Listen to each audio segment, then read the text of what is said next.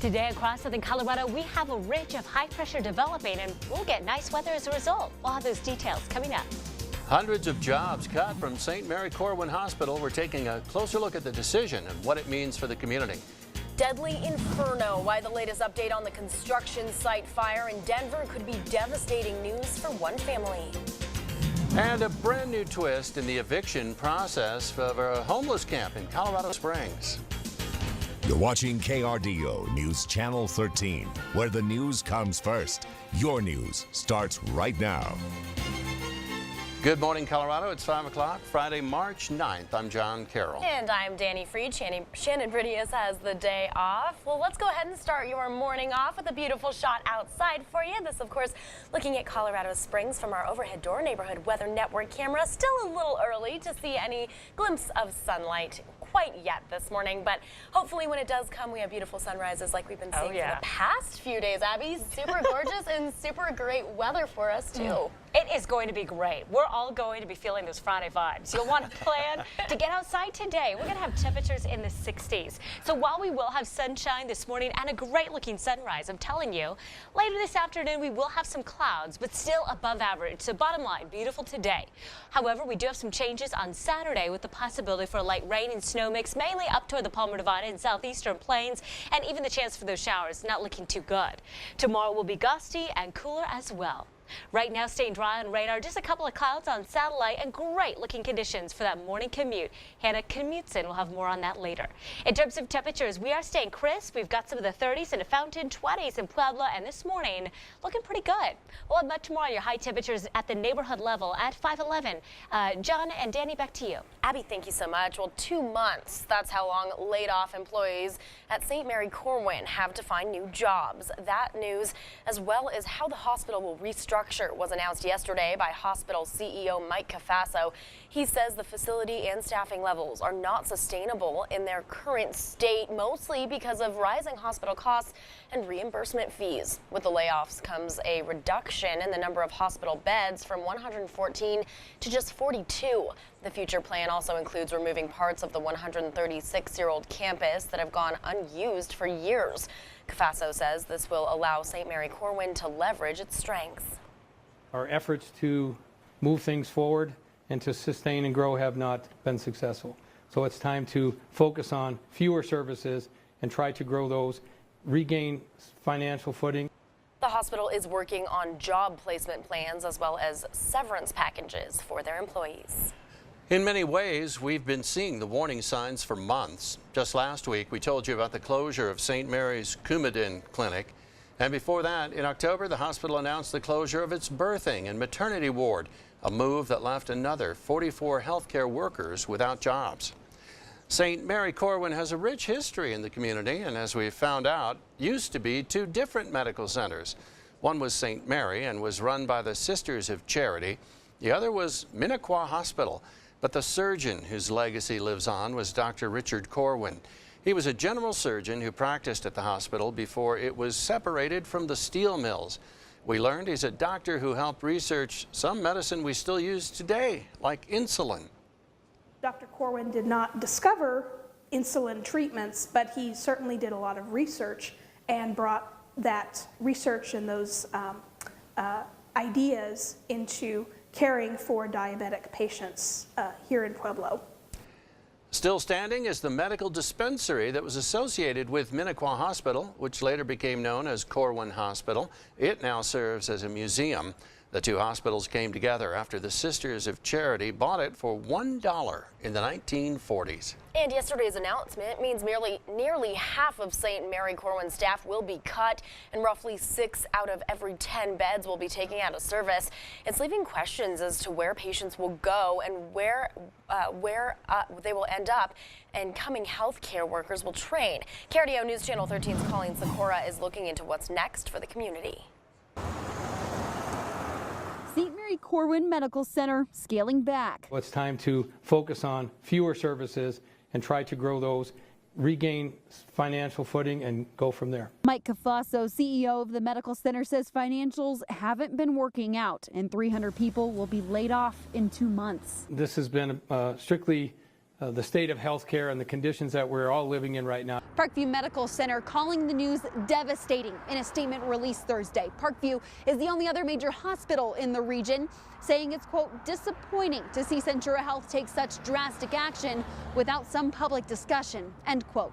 The statement goes on to say it abandons Puebloans in the need of critical care and puts additional pressure not only on Parkview Medical Center, but other regional health care facilities, many of which are at capacity today, end quote. You know, it's unfortunate. Dr. Joe Franta is the Associate Dean for Nursing at CSU Pueblo. He says at any given time, up to 40 students are placed at St. Mary-Corwin for their clinical work. Any hospital setting is the best place for that, especially as far as the acute care process goes. While the hospital notified the school they'll still be taking clinical placements, I'm not sure what that looks like. Franta says more simulation hours may be needed for the students, or they may have to ask the other 3 hospitals who host undergraduate students to make up the difference as the school continues to grow. We will find a way to make those accommodations. Promising education for nursing students in the midst of uncertainty in healthcare in the city. In Pueblo, Colleen Sikora, KRDO, News Channel 13. And St. Mary-Corwin says nothing staffing-wise will happen before May 7th. That's 60 days from when notice was given to the employees who were laid off.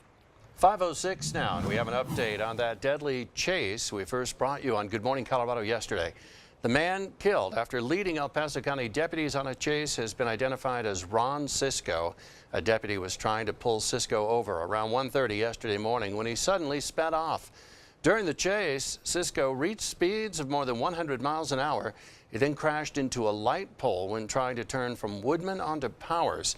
He was pronounced dead at the scene. Right now, it's unclear whether drugs or alcohol were involved. We also have an update on that deadly construction site fire in Denver. We are sad to report a second body has been found in the debris.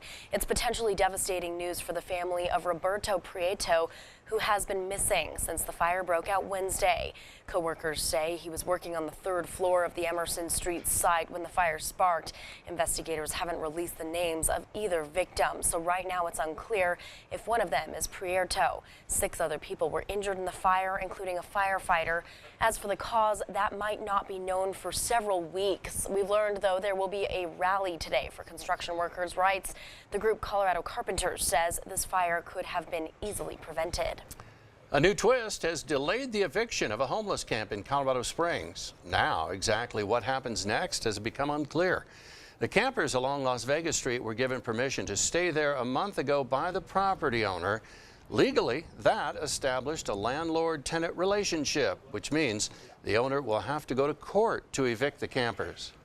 As you saw yesterday, this area, it's not fenced, it's not marked. It's difficult at best to determine which camp is on his property, which is not. We do know that the vast majority of those camps are on his property. The sheriff's office says it's the first time this situation has come up. Deputies can't evict the campers without a court order, and the property owner must decide if he wants to follow through on that. Around half of the original 105 campers have already moved on. Abby? Now, keep in mind that we do have crystal clear skies out there, just a couple of clouds. This is a check of the Drake Power Plant from our KRDO studios. Keep those cameras handy. We'd love to see some of your sunrise shots later today. Now, we'll talk about our temperatures soaring this afternoon. Next, I'm now 5:08. Welcome back to Good Morning Colorado. Our ABBA Eye Care Neighborhood Weather Network camera at Powers and Woodman showing a very quiet scene. Skies are clear, and Abby, I was looking at my calendar for today, and it said last quarter. I didn't know if that meant the moon or my checking account. Oh dear, that's kind of stressful. We'll get that figured out later today. Just a heads up, what's also on your calendar? Spring forward. Daylight saving time on Sunday. So just a heads up on that. We are including that in our 7-day forecast just to remind you. In terms of your forecast for today, it's looking great. TGIF, am I right? Right now, wind speeds are breezy in Colorado Springs, La Junta, and Springfield, but generally wind speeds are not expected to be very impressive. 12-mile-per-hour winds at the Air Force Academy and 5-mile-per-hour winds into Pueblo. Dry for everyone, a few clouds this morning on satellite. Temperatures ranging in the 40s in Colorado Springs, 20s for Pueblo, and just a smattering of the 20s and 30s for the southeastern plains. Taking you throughout the middle of the day. While we stick with sunshine this morning, I think that this afternoon clouds start to increase. Through midday as you're grabbing lunch, be prepared for temperatures in the 60s. Neighborhood to neighborhood now, 60s in store for Colorado Springs, very similar compared to what we got yesterday. We got 66 in Fountain, upper 40s for Cripple Creek. Low 70s for Avondale and Boone, and I think we're going to be reaching the low 70s out east for areas like Hasty, Wiley, and Grenada. So warm today, but a big drop in temperatures on Saturday. And I got you covered in your weekend details at 5:21. Oh my goodness, I'm a little bit bummed about Saturday, but I know. enjoy it today while it lasts, right? Timing is not good. No. Yeah, Mother Nature, you got to work with us here. Right, put in a good word for us. Will do. Abby, thank you. Well, big developments in U.S.-North Korea relations. President Trump and Kim Jong-un may soon meet. But some details still need to be worked out. We'll explain after the break. It's 5:12. Welcome back to Good Morning Colorado. Taking a live look right now at La Junta. This, of course, our Viera Wireless Neighborhood Weather Network camera. Not looking at too many clouds in the sky this morning, as it should be a beautiful day, hopefully pretty similar to yesterday. Time now is 5:15. In our North Korea watch, big developments in U.S.-North Korean relations. President Trump has agreed to meet with leader Kim Jong-un. What could this high-stakes meeting mean for the U.S. and North Korea's nuclear ambitions? Here's ABC's Arlette Saenz with the latest. It's a stunning diplomatic overture in a decades-long nuclear standoff. At the White House, a top official from South Korea delivered a message from the North.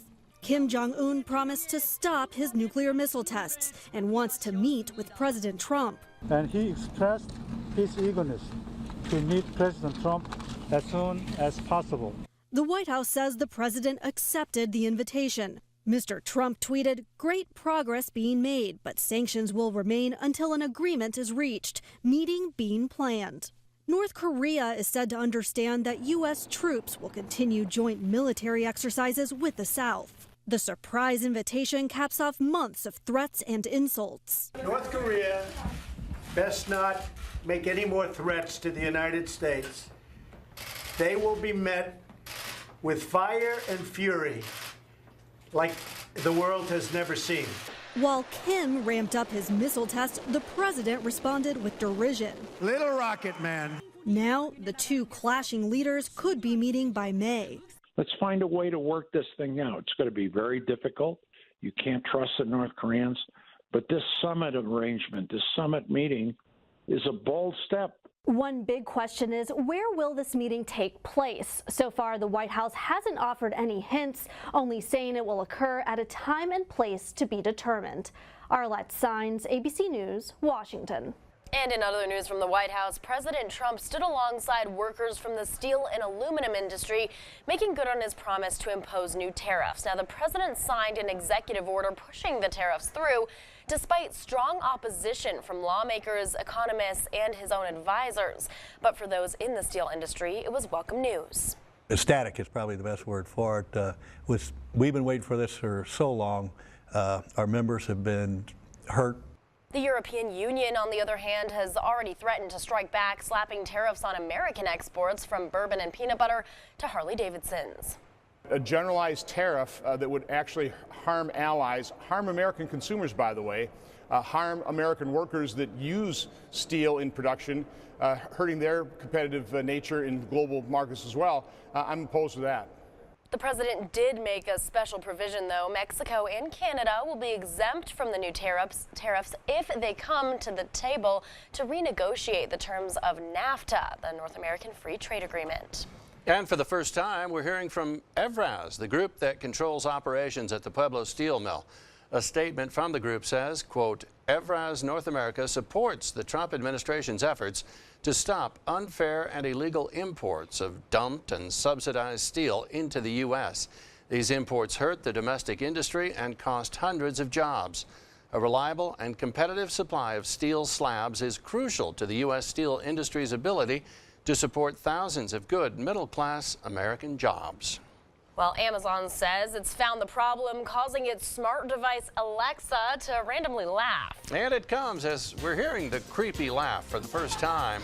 We'll take a listen coming up. I can't wait for that. Highlight of the morning for sure. This is a view outside of Rocky Ford, our exclusive Vero Wireless neighborhood weather network camera. Some clouds out there, and I think that will only enhance our sunrise. We'll have another update on your weekend forecast next. Time now, 5:19.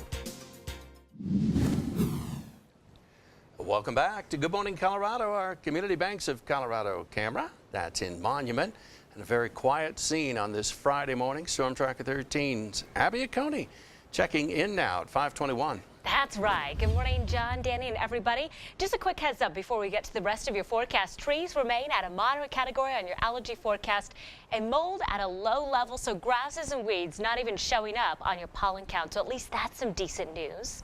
We are getting some clouds out there on satellite and on radar. We are quiet, and that's because we have an area of high pressure that's dominating. And remember, with high pressure, we associate that with sinking air. Beautiful, quiet conditions. But here's the deal. We do have some changes ahead of us. This area of low pressure over the Pacific Northwest, that's going to swing to the southeast going into tomorrow. That will spark a cold front, maybe a few showers, elevating fire danger for some areas, and it will kick up winds. So we got a lot of ingredients to track for your Saturday. But meanwhile, today looking good. Sunshine this morning and then clouds. Here's a glance at 4 and 6 o'clock. As we go overnight, still sticking with some cloudy skies. I think throughout the morning on Saturday, snow will start to form in the central and northern mountains. So if you're heading to the hike country for doing some skiing and snowboarding, just a reminder you might be experiencing some winter traveling conditions. I think into the midday and afternoon hours, we'll begin to see some rain and snow cropping up, possibly up toward the Palmer Divide, Colorado Springs, and the southeastern plains. Elsewhere, we will be dealing with some gusts and pockets of fire danger. So again, we've got our gusts, cooler weather tomorrow, clouds, and the slight chance for rain and snow. In terms of our gusts for tomorrow, I think sustained winds will be in the teens and 20s, gusts possibly into the 30s. We may even end up needing to hoist a wind alert level 1. For today, slight breeze making temperatures feel chillier. So right now 42, the real field temperature into Springs, upper 20s for Canyon City. Into Woodland Park this morning, low 20s for wind chill temperatures. This morning, kids will definitely want the jacket. We'll have sunshine this morning, increasing clouds this afternoon, and then through 3, temperatures in the 60s. Overnight, mostly cloudy and temperatures down to the 30s. So into Teller County, take a look. We do have some temperatures reaching the 40s only for your Saturday. Slight chance for some showers into tomorrow. Dry on Sunday. Remember, we spring forward and lose an hour of sleep. Tough times. Monday and Tuesday, we do have the slight chance for another round of some rain and snow. Into Canyon City, maybe a few showers tomorrow. However, for the most part, staying dry, gusty into Saturday, and temperatures dropping by roughly 10 degrees. For Pueblo, I'm keeping things dry all the way into next Thursday. While today we flirt with the 70s, we will be dropping to the upper 40s on Saturday. Big changes tomorrow. It will feel cooler. And with clouds, it will likely feel even chillier. For Colorado Springs, Woodland Park, and Canyon City, I do have a few showers in the mix for tomorrow. It's really tough to say exactly what kind of impacts we'll be seeing. Bottom line, I don't think it's going to be much, if anything at all. Little to no accumulations or impacts, but still don't be surprised if you end up seeing some slick spots. We'll track it. We'll have another update on current conditions at 5:31. Oh, still, it's a Saturday, so how bad can it be? Right. Yeah, right. It's going to be the weekend even still. We got that going for us. Yeah, I can stay inside, watch movies all day. I'm cool with that. I'm so Thanks, Abby. Yep. Well, Volkswagen has announced a move to combat climate change. Europe's biggest automaker says it will stop using coal to power its assembly plant in Wolfsburg, Germany. The company will spend $494 million to modernize 2 power stations there. The plan is for both stations to use natural gas by 2020. Volkswagen is also boosting production of electric cars. The move comes as the company deals with fallout from its global diesel scandal. Volkswagen admitted in 2015 it rigged engines to cheat on emissions tests. Well, more than a century after Ford began selling cars, the automaker now wants to take to the skies. The company has revealed it has a team in Silicon Valley researching drone development. It's part of Ford's push to transition into a mobility company using all modes of transportation, from cars to bikes and now drones. Ford's top drone scientists say the company hasn't yet determined how it will incorporate drones into its business. More than 100 employees at Snapchat will soon be looking for work. CNN obtained an internal memo that says Snapchat will lay off about 120 employees. According to its parent company, the layoffs will come from its engineering department. The company says employees will be notified over the coming days. Snapchat has seen a backlash recently because of a major redesign of the app. Well, Samsung will release its new Galaxy S9 a week from today, but the first reviews are already out. Here's ABC's Candace Gibson and Diane Macedo with the details. In today's Tech Bites, the first reviews for Samsung's new flagship phone. A Wall Street Journal tech columnist called the Galaxy S9 impressive and infuriating. David Pierce says the phone sets the bar for design, and he calls the camera excellent, but he says the software needs improvement. The phone hits the market next Friday. More of those highly sought-after blue check marks will be coming to Twitter. The Twitter CEO, Jack Dorsey, said in a live stream yesterday that the company is working on a new process to verify more users' identities and ensure credibility. Former President Obama is reportedly in talks with Netflix to produce a series of shows. Yeah, sources tell the New York Times the exclusive content will likely highlight inspirational stories. And former First Lady Michelle Obama will also be involved, but a deal has not yet been finalized. Those are your Tech Bites. Have a great day. Well, we've told you about Alexa, Amazon's smart device, letting out some unprompted laughter. Yep, that's right. And now we're hearing the laugh for the first time. Take a listen. Okay, that's really creepy. Well, understandably, why randomly hearing that would creep someone out totally just creeped me out. One Twitter user even reported their Amazon Echo began listing the names of local funeral homes and even cemeteries. Amazon has figured out the problem and says in rare circumstances, Alexa can mistakenly hear the phrase Alexa laugh when other words are spoken. The company says they're changing the phrase to be Alexa, can you laugh, which is apparently less likely to have false positives. Oh, there you go. Well, more reports are surfacing about a possible threat at another Colorado Springs school. And it comes as we're learning more about the time and resources needed to investigate such threats. That's coming up. Time now, 5:28. You're watching KRDO News Channel 13, where the news comes first. Your news starts right now. Welcome back to Good Morning Colorado, 5:30 now on this Friday. I'm John Carroll. And I'm Danny Freed. Shannon Brinius has the day off. Of course, we do want to start off this half hour with a check on your morning commute. Our first look at traffic, and Hannah Knutson is joining us now, and looks all clear, Hannah. All clear so far on this Friday morning, TGIF, as Abby was saying. Roads looking clear, accident-free right now in southern Colorado. Not often I can do this. In Denver, roads looking clear as well, also accident-free. So commutes are looking great as we take a look downtown. This is a look at Tejon Street. Traffic starting to pick up, but overall, a smooth morning on the roads. We are seeing some construction. The Mark Dabbling Boulevard Bridge is closed. It's over Monument Creek. This will start Monday and continue for about a month and a half. So keep that in mind. Here's another look at it. And now to start this half hour with drive times looking clear. Pueblo to Colorado Springs, 38 minutes with an average speed of 68 miles per hour. And from downtown Springs to downtown Denver, 59 minutes with an average speed of 70 miles per hour. Overall, at 10 this morning, I will keep you updated with the traffic and road conditions as we continue. That's Look at the Roads. Danny and John, back to you. All right, thanks so much, Hannah. Ooh, exciting, 10, love it. And looking right now at Pueblo, this, of course, our Pueblo Chieftain Neighborhood Weather Network camera. Looking great out there this morning. I heard that we don't have too many clouds in the sky, which is nice. A little familiar from yesterday, too. It was nice yesterday. And today we'll have just enough clouds to enhance dawn's early light. We love it when that happens. Right? So today... Yes, we do. Yeah, we do. Confirmation. We got some mostly sunny skies this morning and increasing clouds this afternoon and tonight. Generally beautiful and warm, but cooler tomorrow. Saturday, we've got gusty winds with a cold front. A few areas of light rain and snow for your Saturday, and then beyond that, just pockets of fire danger. For today, winds not bad. Things are looking good. I think we'll stay anywhere between 5 to 15 miles per hour for the most part. Again, dry on radar, and a few clouds on satellite. Temperatures ranging in the 30s and the 40s. We are all over the place in terms of our current temperatures. If you're out there creating your tea time, here's a check of what to expect. Sunshine this morning, bust out the shades. And then through 4, we've got some of the 60s. So we're on our way to a beautiful afternoon, although it will be a bit cloudier later. We'll have another update on your full weekend forecast next at 5:41. John and Danny, back to you. Thank you so much. Well, the first death penalty trial in El Paso County in more than a decade is underway. The largest El Paso County jury pool ever gathered yesterday for selection for the trial of former Fort Carson soldier Glenn Galloway. Galloway faces the death penalty in the murders of Janice Nam and Marcus Anderson that happened back in May of 2016. Nam was shot inside her home and Anderson's body was found in a storage unit. More than 100 people gathered for jury selection. It's expected to take the judge 6 to 8 weeks to select the jury. The El Paso County Sheriff's Office needs your help finding a missing boy. 14-year-old Zachary Hedges was last seen at Fox Meadow Middle School on Tuesday around 4 p.m.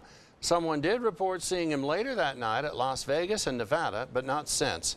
He was last seen wearing a red and black winter coat, khakis, and gold-rimmed glasses. If you know where he might be, call the Sheriff's Office. Well, new this morning, extra security will be on hand at Discovery Canyon High School after students reported rumors of a threat against the school.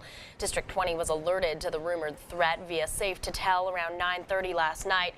A district spokesperson says no threat has been made, only rumors that don't appear to be credible. The rumors were of a planned attack during the school's St. Baldrick's event that's happening today. Per protocol, though, extra security will be on hand as a precaution.